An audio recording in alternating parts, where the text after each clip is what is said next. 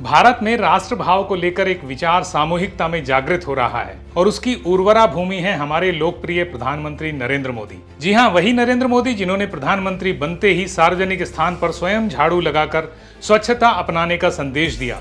परिणाम स्वरूप साफ सफाई को लेकर लोगों की मानसिकता में भारी बदलाव आया और देखते ही देखते स्वच्छ भारत अभियान एक नेशनल ट्रेंड बन गया। वोकल फॉर लोकल के जरिए स्वयं के आदर्श से आत्मनिर्भर भारत अभियान के तहत स्वदेशी उत्पादों का इस्तेमाल, उत्पादन और प्रचार प्रसार को उन्होंने एक जन आंदोलन में बदल दिया। मोदी जी ने देश की जनता से खादी पहनने की अपील क्या की।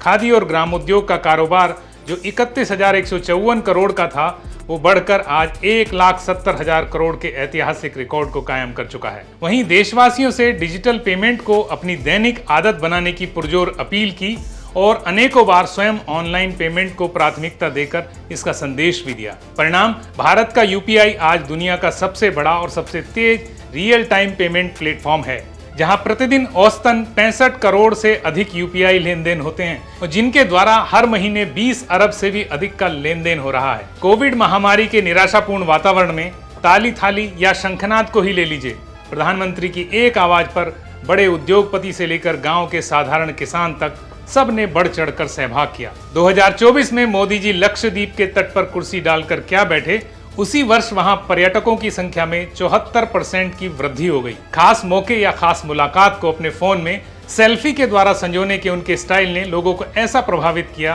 कि आम मोबाइल यूजर में भी सेल्फी का क्रेज हो गया। प्रधानमंत्री मोदी द्वारा शुरू किया गया सेल्फी विद डॉटर अभियान, जिसका उद्देश्य बेटियों के प्रति समाज में जागरूकता बढ़ाना और उन्हें गर्व से स्वीकार करना था, अंतरराष्ट्रीय स्तर पर बेहद लोकप्रिय हुआ। सोशल मीडिया में सक्रियता बढ़ाकर दूसरों को उपयोग के लिए प्रेरित किया। परिणाम स्वरूप करोड़ों लोगों ने सोशल मीडिया को अपनी बात कहने का माध्यम बनाया। स्वयं योग करने वाले हमारे प्रधानमंत्री नरेंद्र मोदी की पहल ही है कि 21 जून को अंतरराष्ट्रीय दिवस मनाने का प्रस्ताव संयुक्त राष्ट्र द्वारा स्वीकार किया गया और आज यह एक वैश्विक ट्रेंड है। और तो और राष्ट्राध्यक्षों से गर्मजोशी के साथ मिलने और उनको गले लगाने का ट्रेंड भी उन्होंने ही शुरू किया है, जिसको विश्व स्तर पर सराहा जा रहा है। देश में मृत प्राय रेडियो को अपने मन की बात कार्यक्रम से इतना लोकप्रिय बना दिया कि पिछले 9 साल में नियमित रूप से करीब 23 करोड़ लोग इसको सुन रहे हैं। अकेले इस कार्यक्रम से आकाशवाणी को 34.25 करोड़ रुपए का राजस्व प्राप्त हुआ, वह भी बिना किसी अतिरिक्त व्यय के। और तो और इस कार्यक्रम ने रेडियो की लोकप्रियता को पुनर्जीवित करके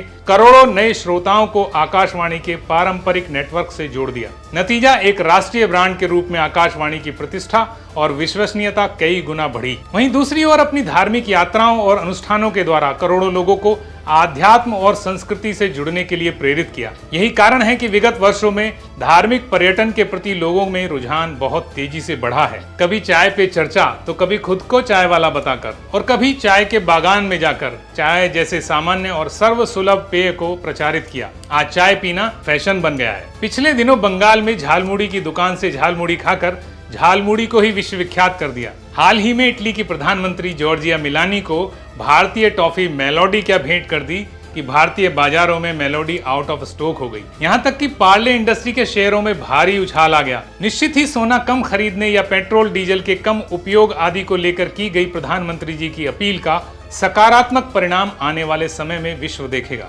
बंदे में दम है, लोग उनको देखते हैं, उनको मानते हैं, उनको फॉलो करते हैं। कुल मिलाकर कहें तो नरेंद्र मोदी की ब्रांड वैल्यू सबसे ज्यादा है, न केवल भारत में बल्कि संपूर्ण विश्व में। राष्ट्र कवि सोहनलाल द्विवेदी द्वारा महात्मा गांधी के लिए लिखी गई ये पंक्तियां आज नरेंद्र मोदी पर सटीक बैठती हैं। चल पड़े जिधर दो डगमग में, चल पड़े कोटि पग उसी ओर, पड़ गई जिधर भी एक दृष्टि, पड़ गए कोटि द्रग उसी ओर। जिसके सर पर निज हाथ धरा उसके संरक्षक कोटि हाथ, जिस पर निज मस्तक झुका दिया झुक गए उसी पर कोटि माथ। हे कोटि चरण, हे कोटि बाहु, हे कोटि रूप, हे कोटि नाम, तुम एक मूर्ति प्रतिमूर्ति कोटि, हे कोटि मूर्ति तुमको प्रणाम।